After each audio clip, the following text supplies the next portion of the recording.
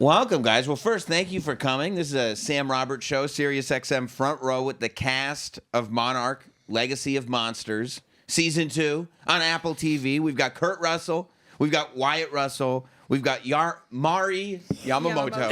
Yeah. Welcome. How are you guys? Good. We're doing great. How does it feel, Season 2, to be stapled into the MonsterVerse? Officially. It's an interesting way of putting it. Stapled in. Mari, how do you like being stapled into? Feels good. Yeah. It's pretty good. Snug. Yeah, it's cool. It's fun. It's fun to be back.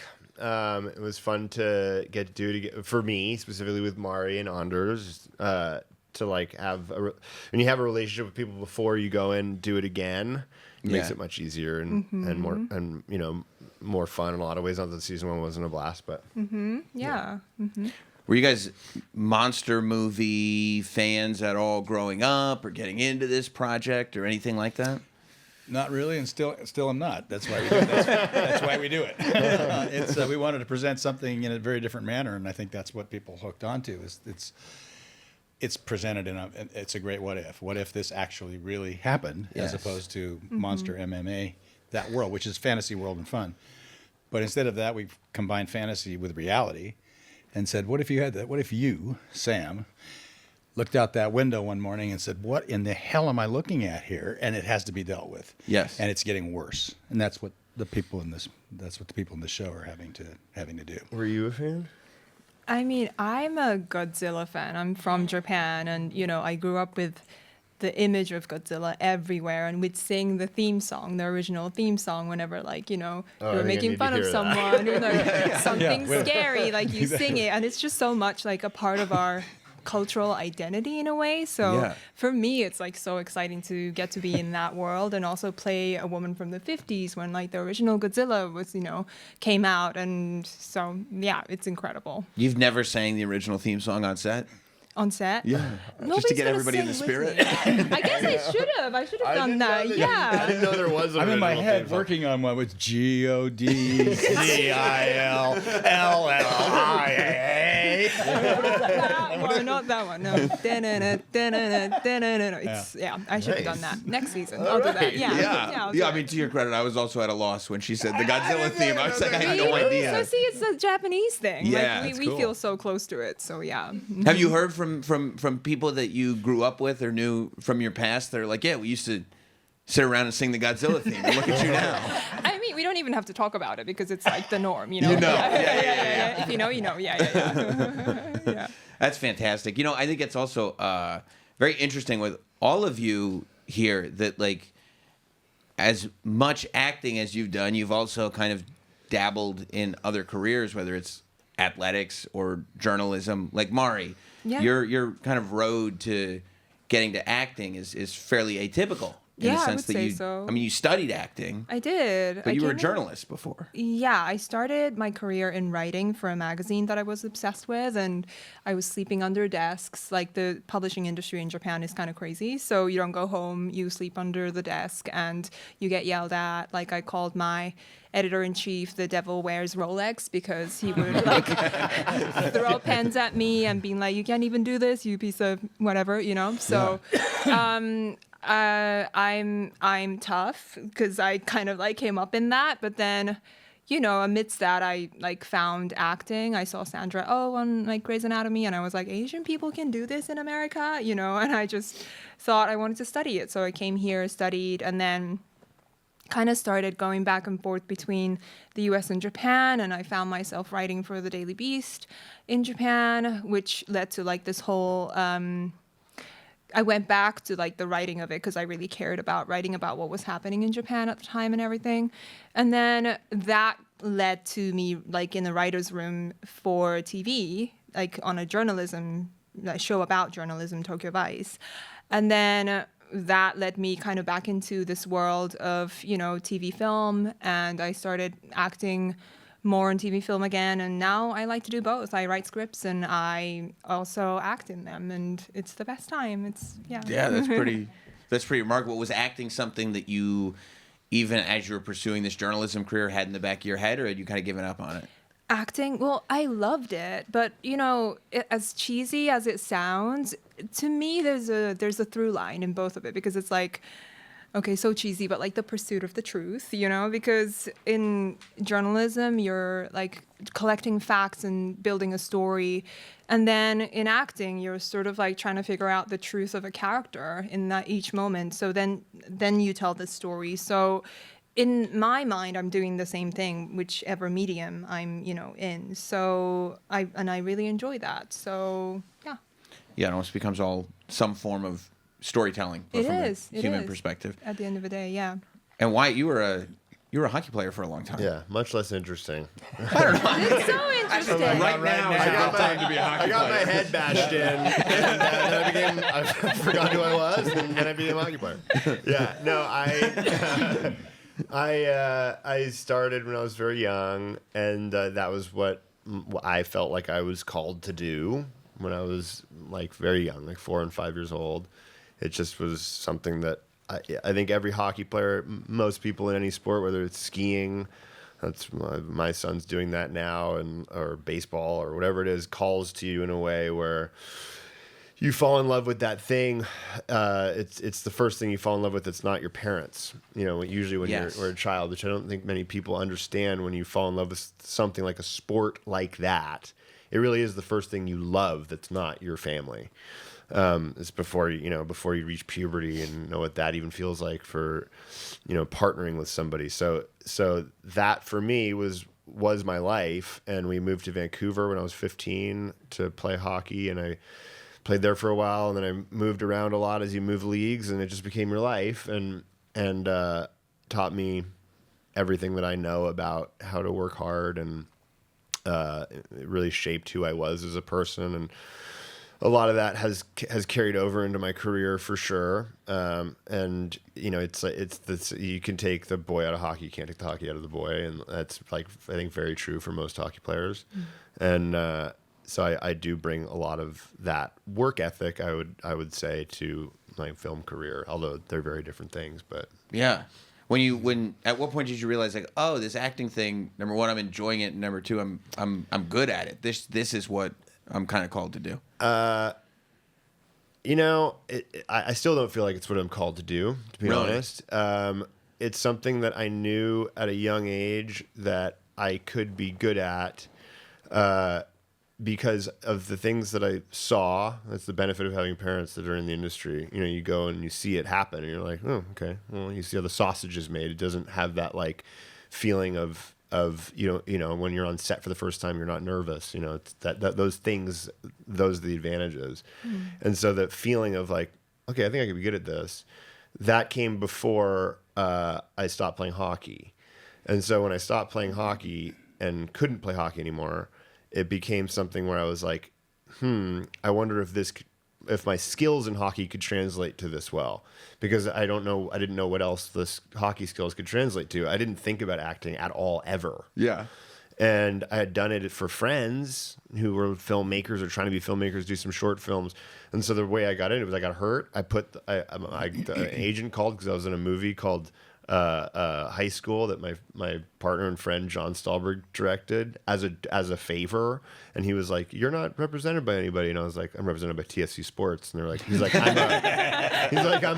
a talent agent." I was like, "Oh," and then I was able to get all those things that I'd put together by chance and create a reel and send it around, and it was like, oh, it wasn't until a year and a half after that I'd gotten a job. I'd gotten 2 jobs. And then it was like, this is easy. This is great. And then it was like dry for like almost 2 years. And I was like, maybe this isn't for me. I'll find something else. And I found a director, Jim Mickle, who wanted me to come in on an interview. And I basically just told him the truth. I was like, I think I'm good at acting, but like the acting part, I'm terrible at auditioning. Horrible. Like disastrous. It's like, you're in a room like this and you're like, okay, now, test time. And you're like, that's not acting. Yeah. But you have to be good at it. You have to find your way through it. And he was very receptive to my insecurity and helped me in that audition process when I got that job and went to that movie with Jim Mickle and Linda Moran on We Are What We Are. It was like, oh, this is what movie making is supposed to be. And that changed my perspective of it. I was like, oh, this is what it's supposed to be like. And that's how I kind of came to like start to love it, like years after I started. Did you feel like you didn't feel the pressure as much as others might because you went in going, I'm a hockey player who's acting, as opposed to like Adam Sandler and Happy Gilmore. Yeah, that's exactly what I was thinking of. Yeah, like I'm here for the acting job, but I'm actually a hockey player. Yeah, a little bit because people talk about competition. We've talked about this before.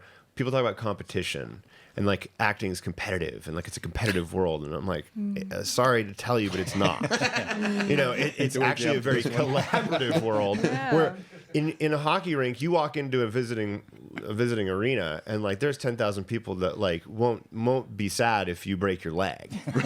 True. And are sort of rooting for it, and then the other team are literally trying to do that to you in a certain way and like snuff your career out before it even starts. That's competition. Yeah. The other, when you walk into a room, nobody wants you to be bad. Right. Everybody's rooting for you to be good. Yeah. No one wants you to suck. That's the worst thing in the world you want to see. So that was like, this is amazing. Everybody's on your side. Yeah. Yeah. Like, that isn't a pressure. Like, this is awesome. I don't get the job. Okay, fine. Everyone was like happy that I did a good job, but so Yeah, all your limbs are intact. Yeah, exactly. Not that bad. Yeah. It's not, yeah. So Mari had pens thrown at her head. You had hockey pucks thrown at your head. I knew there was something wrong with the both of us. Yeah. Similar. Like, you can't do this. You keep saying, I'm like, yeah, I heard that a lot. But I mean, Kurt, you came up acting obviously forever, but you also had a period of time where you were a minor league baseball player, right? I had baseballs thrown at my head. Baseball thrown at your head. Yeah, no, I just followed my dad's footsteps. It's a kind of a boring story. I watched my dad, what he was doing. He seemed like he was having a lot of fun, and we were having a lot of fun as a family. We were very serious with race cars early on, and then I became serious about baseball simply because I was able to do it. I had no love for it. I had no great desire. I had no great dream. It was just see the ball, hit the ball. That seems to work. And my dad was a really great coach. I mean, he really knew what he was talking about. He's a professional baseball player. And so he taught me. And I went with that and I got injured out of the game at an early age of 22, 23 years old. Kind of like similar story to Wyatt's. And then I had been acting since I was 10. The reason I got started was because of baseball. Two things. I could ride horses and do tricks off of horses because my dad had all these stunt guys who were friends of his, and they taught me how to do stuff on a horse, which is really the beginning stages of what you do as a stunt man. That's really where to begin. And so that whenever I had the opportunity to work as a kid, they didn't have to hire a stunt guy. I could do it. And that saved them money, so that was a one-up for the 10-year-old, 11-year-old, 12-year-old, whatever. And then the way I got started was my dad was up for a movie. His agent had been kind of angling a little bit. Hey, get Kurt in there, and I had no idea. He said he didn't want to do it. And but I'd been on his sets and seen what it was. And there was this baseball picture called "Safe at Home" with Roger Maris and Mickey Mantle that my dad was up for. He said, the star of that is a 10-year-old kid, and that kind of snapped my head around. And I said, you mean you get to meet Roger Maris and Mickey Mantle? He said, you be with them every day for 6 weeks. So he said, you want to call Hilda? That was his agent. I said, yeah. So I called his agent and said, what's the deal? She said, I'll see if I can get you an interview, which she did. And I interviewed for it. And my dad said, how's this work? My dad said, just learn the lines. I'm going to do it with you. And we'll see how it goes. You're going to be for the director. So I did it. It turned out the role had already been cast. So the guy was doing my dad's agent a favor. Yeah. And anyway, so I didn't get the job. Actually, what happened was the director threw his script down. And I thought, oh, right? And he looked at my dad and he went, God damn it, I just cast this yesterday and he's just right for it. So it was like, that was good. I was off. So we left and my dad said, so what do you think? I said, is that it? And he said, yeah, just read the lines, play the part. So there was a couple of Schwinn bicycles for $55 each, and my older sister and I really wanted those ones with the curled handlebars down. And I called her back and said, what do you get paid? How long does it take? I had a paper route. It was going to take me about 9 months. She said $110 a day is the minimum. I went, 100 is too. Mm-hmm. There it is. So the math worked for me, and after I did get it, I got a job, and went down, got those bikes, and I called her back and I said, yeah, count me in. This is good. I like this. I mean, you didn't meet Roger Maris right away, but like your first movie or one of the very early movies was an Elvis movie, right? It was the first motion picture. That was your first motion picture? Mm-hmm. I think you were uncredited in that, But did you spend any time with Elvis? Yeah, I did a week. We were a week in Seattle and then a week in MGM. I mean, for that, I mean, for you as a kid, did you have admiration for Elvis, or was it kind of lost on you at the time? I knew. No, it was what I knew about it was. I knew who Elvis Presley was because it was like my parents had an album there, and he was the guy singing on the front of the album, and I knew that heard the music, but I was 10 years old. I wasn't listening to music or anything, but that was my first brush with fame. Yeah. And it never left me. And it was a scarring thing. It wasn't a good thing. It was a scarring thing. I was like, what in the hell is that? And I was on the set getting ready to do the scene that I was going to be in with Elvis. I'm going to kick him in the shins at the World's Fair. And then this car was driving, and all of a sudden I could hear this noise. It was probably, a couple hundred yards from us. Hundreds. I mean, like 300-400 screaming, out of control, swarming women jumping on this car. I was like, what is that? And this was a prop guy, and he said, it's Elvis in the car. And I went, wow, what are they doing? He said, well, that's what they do wherever he goes. And I remember that experience, along with being told by some friends of mine when Mickey Mantle was in town playing the Angels early on in '62, you go down there, take a piece of paper and a pen, and get his autograph. And I could run, so I was down there first, and I just jammed that paper in there, and he rolled the window up on me. And I remember the minute he rolled the window up, I felt, what was I thinking? I'm so ashamed. I'll never do that again. And wow. That's the way I feel about all of that. So I love what we do. It's a blast, right? But that other stuff was just not for me. How do you avoid that, especially from a young age? Because also, I would imagine that when you start to feel it, it can also be intoxicating, at least in the beginning. And you sign a deal with Disney as a kid. Didn't happen for me. It did not. There was nothing intoxicating about that. Wow. What's intoxicating is getting to work with these guys. Yes. On a set, imagining what you're going to do, creating, not competing, enjoying each other's creative process and appreciating it. Yeah. And it took me a long time to make that important to me after I got out of baseball. Yeah. I'd been doing it, and I loved it. It was fun. It's a really fun place. Yeah. There's no better job. Yeah, no. There's just no better job. Yeah. Because they pay you what they pay you. And if you do a good job, or if people come and watch and you have a value, lucky you. Right. I mean, go to work. But, you can get further and further down the rabbit hole of how much fun it is to create something, maybe to the level of some form of art once in a while. Yeah. Most of the time, it's just entertainment. Yeah. Do you feel, Wyatt, like seeing that kind of as the example as a kid of Kurt having that kind of fame, but taking acting for what it is, which is acting, not becoming famous, kind of rubbed off on you when you started getting involved? Yeah, definitely. I mean, I think that just also in like the linear path of what you're looking at, my grandfather did it. He was a professional baseball player. He got hurt. He was an actor. My dad, baseball player, hurt, actor. Me, professional hockey player, hurt, actor. Like there's I'm getting a pattern there. There's a pattern. Yeah. And that when you do have, again, that level of dedication to something that's not acting, but it is in the performative sphere. It is it is still entertainment. Oh, yeah. You're still going out there to entertain people, and there's an expectation that you will perform for them to your highest level. And if you don't, you feel the ire of your own crowd, specifically a visiting crowd. And what were you going to say? I never asked you this. Kind of the most fun moment for me, and then it got into a different kind of fun, was the national anthem. Whenever the national anthem played, I was standing at second base, I was like, oh man. People came out and paid money to watch you play. 100%. Now, you want to talk about putting a spotlight? Put it on me. Yeah. And here we go, boys. You got the right guy at the right time. Here we go. As a goalie, sometimes you're like, anybody but me.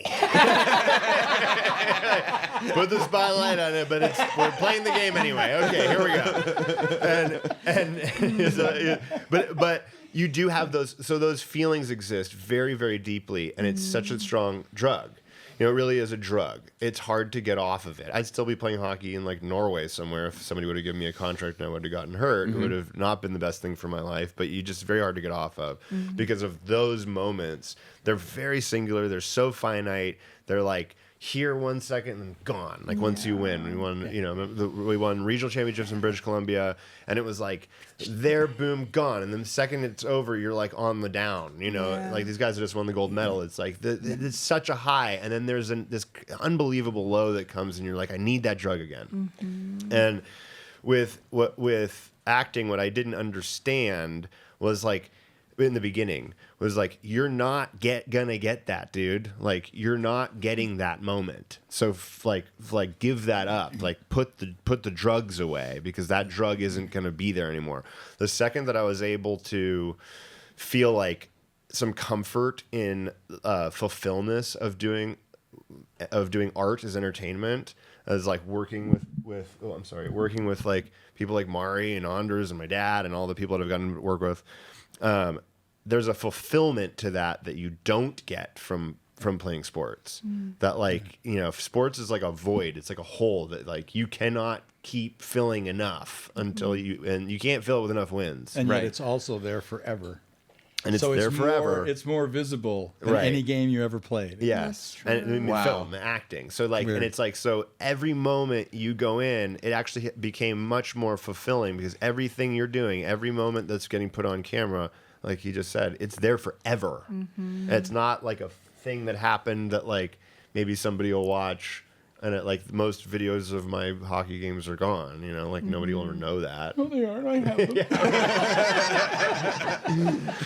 So that transition, I was very, you know, thankful to make and thankful for this industry that it allowed me that feeling, because otherwise athletes can have problems like reintegrating into worlds that like all of a sudden you're doing things that don't give you any of that feeling or any outlet of that emotion. And so I'm very grateful to this industry to be able to be there for me that way. Yeah.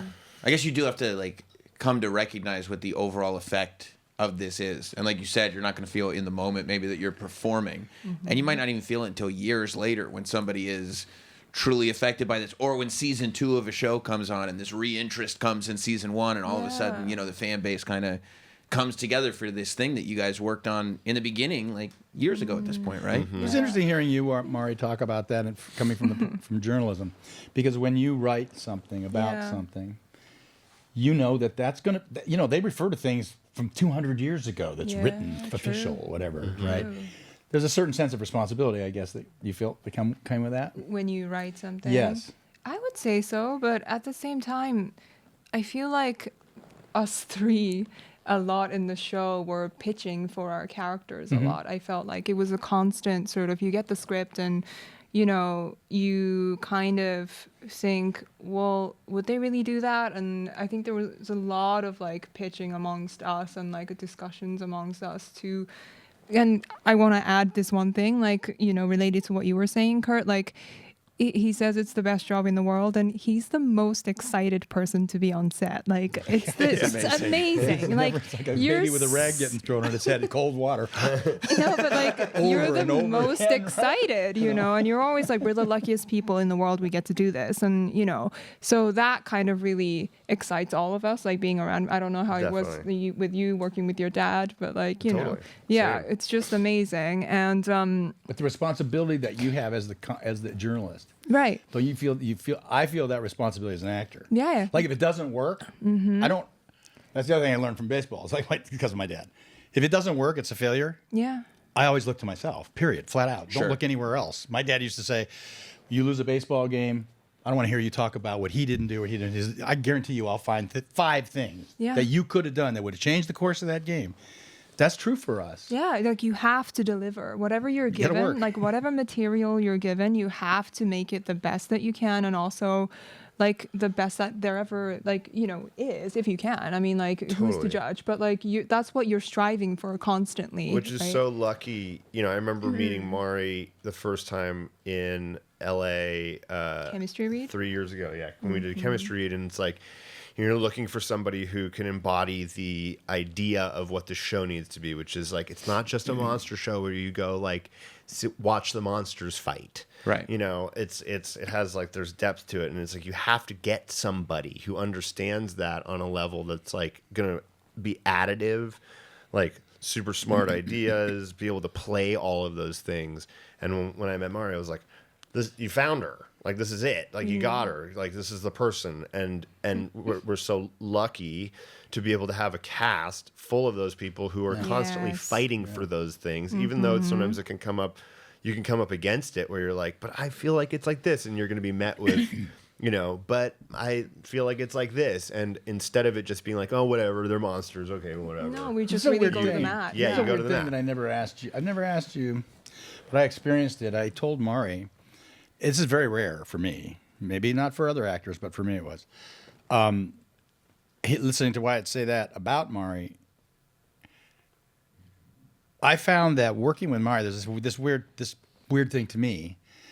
There's something about Mari that connects with me when we're working together, and then we action. You go do it. She has this strange ability on me to have this emotional result because of how she makes you feel. Me, the person. Mm-hmm. We're playing the same person. Right. We're not playing father-son. We're playing the same person. Same character. I know how she made me feel in that regard, and I couldn't ever not get. I could never get away from. I never wanted to, but I never could get. I was hooked. I couldn't get away from it. Did you? What experience did you feel? Totally. With that? That's what Is that what you found? But that's what, like, you do the chemistries or whatever. That's what you sort of like look for when you meet somebody who you're going to like do a chemistry read with, or that person is going to have to play this other side of the show. They have to be very different from you, but also have like similarities in ways that you can't explain. And it was like that from second one. You're like, yes, you have a profound, inexplicable effect. You don't know why. Sometimes you put your finger on it, but usually for me, when it's like, you feel that way, why? I don't know. That's usually like the best answer. You know, Yeah. if you can like start to explain or intellectualize like why you feel a certain way, is when you start to be like, well, is that like thing there? And then you know. Like, I get asked, I'm the only person who gets to act with Kurt and Wyatt both, so people just really want to know what that's like. I keep saying it's pretty magical because It used to be fun. Now that's right. No, you know, because you guys are so different energetically. I feel like you're so gregarious and sort of like larger than life, Kurt, and then Wyatt, you're so like laid back. And like you are, and then you both like share the same kind of like humor and everything. But when I look at you both like up close, like you both say so much with your eyes without doing anything, which is like the most incredible part. Like, I don't really have to do it. You think it's me affecting you, it's you affecting me, and then like that's affecting you. So you know, which comes first. But you know, there's that really incredible thing that happens where like it just feels like, I mean, national treasure, Kurt Russell, you look into his eyes and like you kind of just, you take... you can't see them anymore. You have a good memory. They both have this like ability to like take you somewhere. It's incredible. And like I remember day one, probably on season 2, I usually play the girl who dies or goes missing. That's my niche. Oh, so nice. I never really get to come back to a character. But this time, this show, I got to come back and play her. And day one, you and I were shooting a scene in the tavern where like we kind of talk about like subtextually talk about why we didn't end up together in a way. And I remember like in rehearsal, I was like really nervous. I was like, can I do this again? Like, can I be her again? But then I just like looked at you. I don't know if you forget everything. So No, I don't remember. like we were rehearsing and we looked at each other and just started crying. Do you remember that? Yeah, totally. And we just like held hands and like rehearsed and cried. Yeah. And then I was like, that's how she feels about you. Yeah. And you were like, that's how he feels about you. And I was like, okay, cool. And then and we started the season like that. So, you know, and that was built upon like all of the stuff that you and I did, Kurt, together as well, like in season 1, like that finale that we did, and which had been built by you guys. and it's just you know, the compounding of like all of these like connections that we built, and it's really so beautiful, and I'm really lucky That's that a lot I of get what to. the second season is involved with, because the first year was Alice goes down the rabbit hole, right? Right. And we all, you know, and you find out with the family and the thing. Right. But when she had gone down, you go, well, she's gone. And then when she comes back, you realize that this is opening these things up in a different way. This season, her grandmother is back, so it's no longer It's no longer Alice down the rabbit hole. Yeah. It's now Rip Van Winkle squared, tripled. Been down there a long time, and here she comes out, and how she deals with things. It's really interesting to hear this. So yeah, you had the exact same experience as I had with Mari. Totally. She's very like emotional. an open vessel, you know, and then like it's wonderful to work with people like that. And there's people that you do work with like that are like, you know, you can put in this. I'll put in the same categories, like Florence Pugh's like that. Amy Adams I was able to work with like that. I've worked with great actresses, and they're like magic is like there's open vessel. Like it's just a you can't explain it, but everything that you do seems to work. Yeah. And that has been like it was even days where there's a lot of days on this show for me where I would read the scenes and be like, oh boy, like you know, like, oh, is this gonna be cheesy? You're like, how do we make this not cheesy and like make it real, and like, because it's tough, you know, that's the hard, that's the ask, Right. is like make monsters not cheesy. And also like the space-time continuum being dealt with and All that different stuff. dimensions. Like all of that is also this weird sci-fi thing that you guys have to ground Right. in a reality, and like you're saying at the beginning, like a human, relatable story. That's what's Right. great about sci-fi. It allows you to ask the really huge questions without looking silly. Right.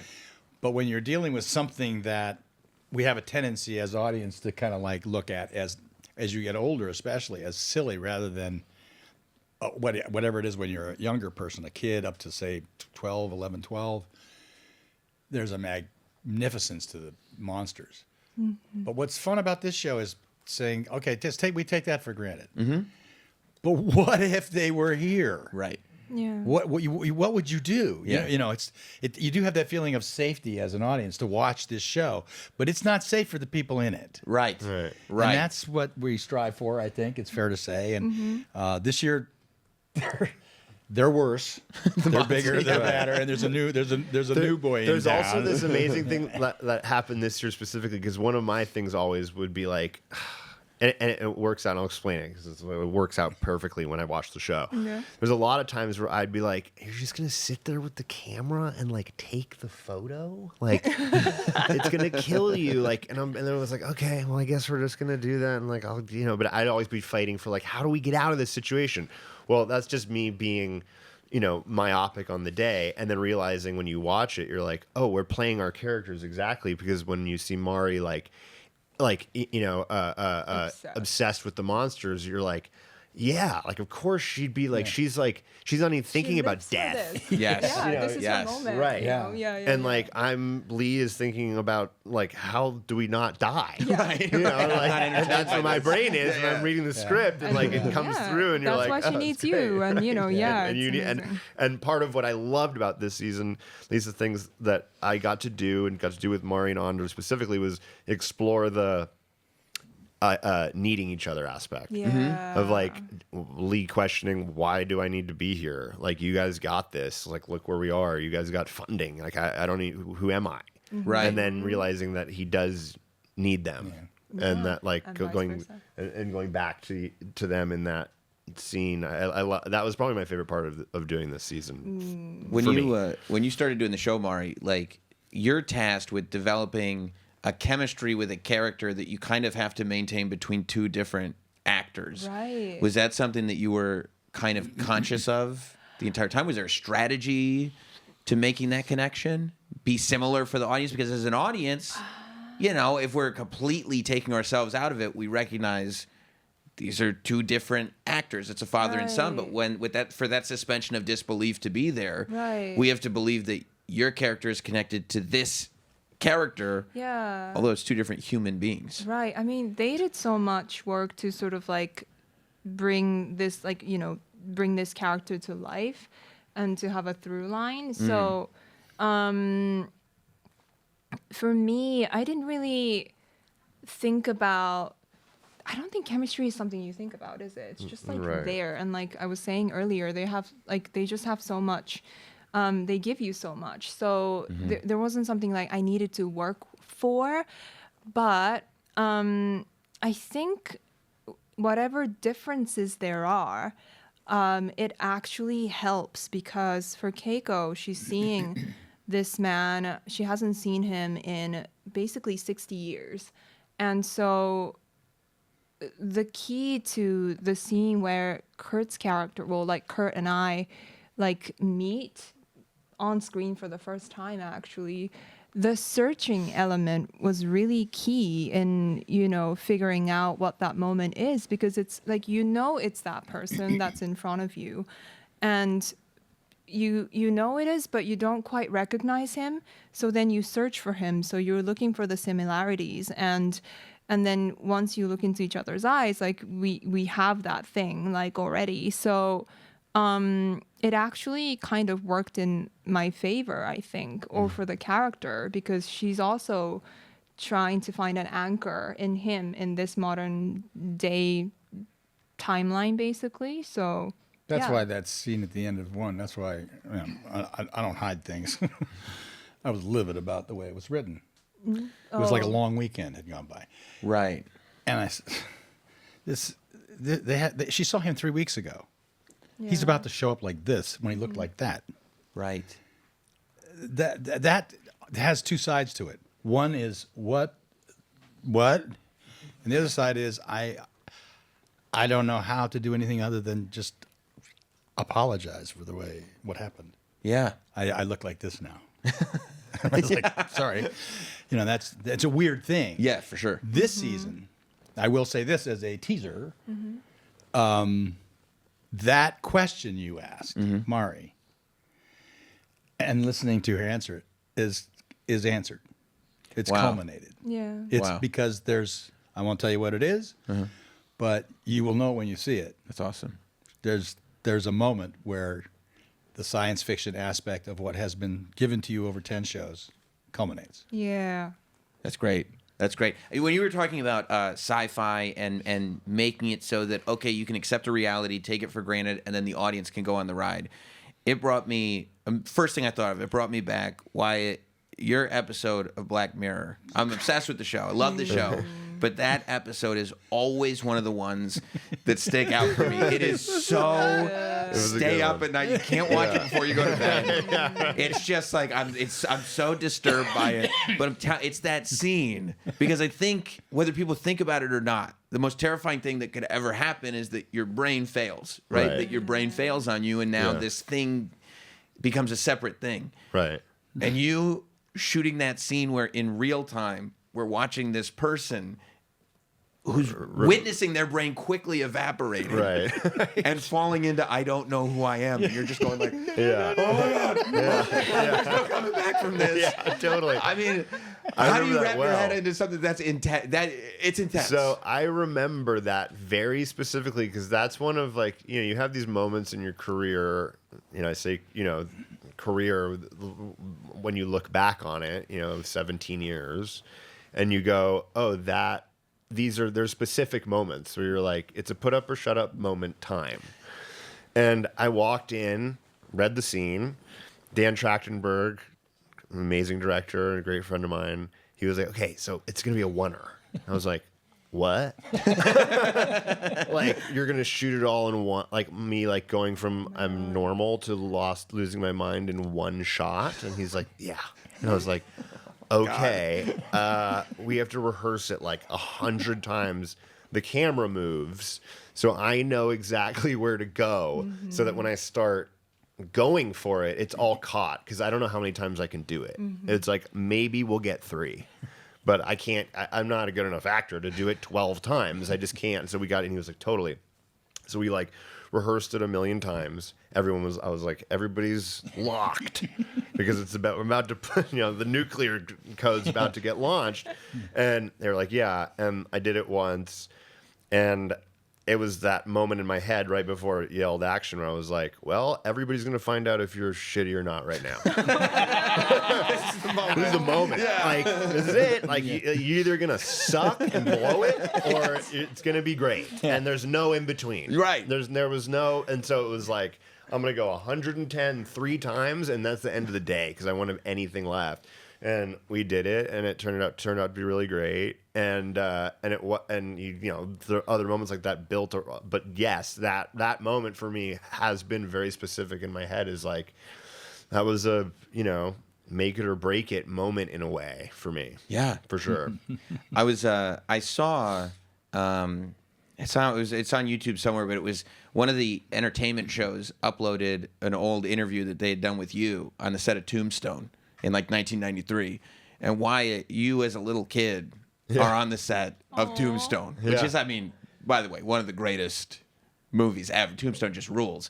Wyatt, do you have any sort of little kid recollection of being on that set? Oh, no. Huge. I mean, I was 7.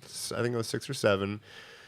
The movie business, movies used to be more like a circus environment than they are now. Now there's a lot more distractions and people with their phones, and there's a lot more rules, and it's just the way the world has worked in any corporate structure. Like there's just more, it's less of a circus environment. And the thousands of lawsuits that took place. Yeah, exactly. In between 1991 and 2026. Business has changed. Things have shifted. But like, there's so many memories. Dennis Lydyard, who's here now. There he is, right over there. I'm talking about you, Denny. He's been with my dad for 37 years, and he's like my uncle. I was in Dennis's arms when I was 2 years old, watching my dad get electrocuted by a fence. He's makeup. Dennis is a makeup artist. And Denny's, so that movie, like with Denny there, and a lot of other people that my dad worked with, they were constants on the set, and so that brought me a lot of like familiarity, and so I'd like drive the actors to set, and it was a super cool Western town that was built. Mm-hmm. So all the houses and the establishments were like real. Right. So I'd like wander into like the empty saloon, and like you like kind of wander around. You're in this like West world that was real. I'd get like unlimited cheeseburgers. I remember that. Like, there's so many little things I remember from it, and at the same time, very important to my psyche now in terms of being an actor. We'd go home from that like magical, amazing set where it was like so cool, but then I'd go home, I'd sleep on the couch, and then like, my dad would probably think I was sleeping or something, but I'd like be half awake and watching him till like 3 a.m. smoking cigarettes, writing the next day's stuff. And that's cool. And so there was like this balance between this is so fun, this is so cool. Oh, and it's also like impossible and you don't sleep. And yes, you saw the work part of it. The work part of it was like, oh, to do all of that stuff that's like so awesome and like cool and great. Like the work part of it behind it is like endless and impossible. Yeah. And so those things, like that movie in particular, definitely like really stuck with me for those reasons. Kurt, this is gonna sound like a question that's blowing smoke, but go ahead. Yeah, I'm sure you won't mind. Fine, go ahead. I mean, when you look at the amount of iconic roles that you've played over different eras and decades, and these, I mean, you talk about, journalism being forever and scenes being forever. There's a lot that you've done that is forever, going back to, I mean, you could go back as far as you want, but you could talk about Tombstone, you could talk about The Thing, you could talk about Big Trouble, you could talk about, I mean, all of these movies. I mean, going all the way up to, Hateful Eight and all that's all forever, even Stuntman Mike. Santa Claus. Santa Claus. It's all great. I like that one. Is there a secret? And I was like thinking about all these characters, and every single one has this level of cool. And I think that's why they're mimicked. I think that's why now you still have people at Halloween that are dressing up as Snake Plissken, and all of those characters that I just mentioned are still, 40 years later, staples of, I'm a grown man, but I have to dress for Halloween. This is what I'm going to dress as. is there a secret to portraying cool in a character, or is that just? Gee, you know, Such that's as really you. nice of you to say all those things. It really, really is. But I was, you know, you talking about playing hockey and playing baseball, then going into this business. I watched my dad. He watched his dad. His boy's watching him right now. He'll go on those sets and stuff. And I did early on realize for me, well, this would be really fun, but I wouldn't do it that way. I would do it this way. And I started doing that. We'd put plays on in our backyard and stuff like that. And then when I was 11 years old, I did a television series called The Travels of Jamie McPheeters with Dan O'Herlihy. This was in 1963, 63, 64. And I watched it. The only time you could ever see anything was on TV, so you only saw it once. And I remember watching the first 4 episodes of that, and I just hated everything. Hated everything I was doing. Didn't like it. And then I remember literally going to bed and saying, well, like your moment, I'm going to find out right now whether they like it or not, but I'm doing this my way. I was 11. Wow. And I went to work. Nobody noticed a thing. Yeah. When I saw the show, yeah, okay, that's better. That's more real. And Dakota Fanning and I, is one of my favorite human beings and actors of all time for me. Wow.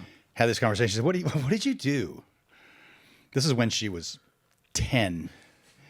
She said, what did you do when, and this is not a comment on the director we were working with. This is a comment on other directors. What did you do when you didn't really want to do what the director wanted to do? And I said, I played stupid. She said, what do you mean? I said, I would look at him and say, okay, I got it. And I just go in and just do it. And sometimes they come back and direct some more. You have to understand that I'm a person who believes the captain of the ship is the director. You're there to make his or her vision. But if they don't have a good vision, and you've talked about it, we're going to San Francisco.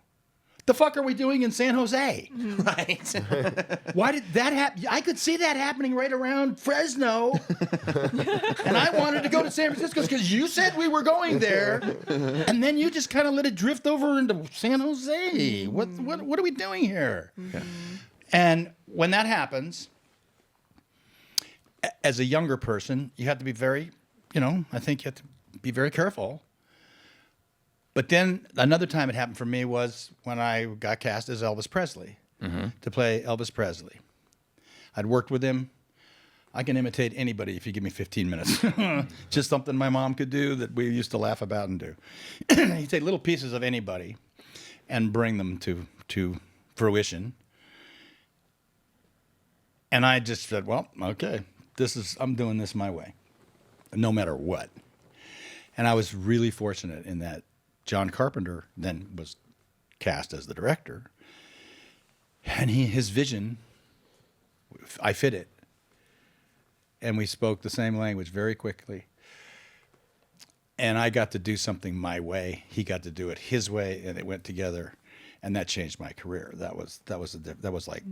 It was perfect for me because they were making all kinds of fabulous, totally reasonable jokes. Oh, great! This guy, the Disney guy's going to play. Oh, what? Who's going to play the Colonel? Abe Vigoda? It was like perfect. It was like the bar was set here, so that made it, very, very plausible for me to be able to go above the bar. But it changed things. It was like. That was a shocker to everybody in the town. They go, what? And the next thing I did was use Cars, which was so far from that you couldn't get it. And the next thing I did was Escape from New York, played Snake Plissken and created. And at that point I said, fuck this. I'm going to create all the characters I want to create. And if it doesn't fit the business and if it doesn't fit the way it's supposed to go, I don't care. Yeah. I'm not here for that. I want to create characters that people can remember and really enjoy, and in stories that they can remember and really enjoy. So I just started doing what I wanted to do, which was you do it for yourself. Right. I hope you like it. But I'm here playing this game because I want to play. yeah. I want to hit the ball. I want to win. I want to be free to do what I want to do. Hopefully we win, and hopefully you'll all cheer and you'll all enjoy and come back tomorrow night. And in our business, yeah, I think we're obligated to let everybody know you're open for business. Now it's up to them to say, well, great, we're going to have it. Or, that was good, man. I'm really glad I found out about that. Yeah. Really glad I saw that. So I don't know. That's my full banana. Yeah, as it turns out, you were right about all those characters. Well, there's no right or wrong. You either get accepted or you don't. Yeah. There's plenty of people who love Captain Ron and plenty who don't. It's just the way it goes. It seems like family is pretty important to you guys, and you have one of these, sort of unbelievable show business families that was supposed to be an athlete family. It turned into a show business They're family. all really good athletes. Yeah. Katie was one of the fastest girls in Los Angeles. Wow. She played really good soccer up until the age of 15, 16. Oliver's probably the most gifted athlete in the family. 100%. He's a plus the one. laziest athlete. He's just naturally gifted, Yeah. Goldie was a professional dancer. Right. So yeah, physicality in our family is kind of our first it's our first thing. And then after that is, well, what are you going to do with it? Well, you can either do something with it in sports or there's this business. Mm-hmm. How'd you feel when you found out that Kate was nominated for an Oscar? It's like, yeah, you think? Hey, Fred, I got this part that I really want you to do.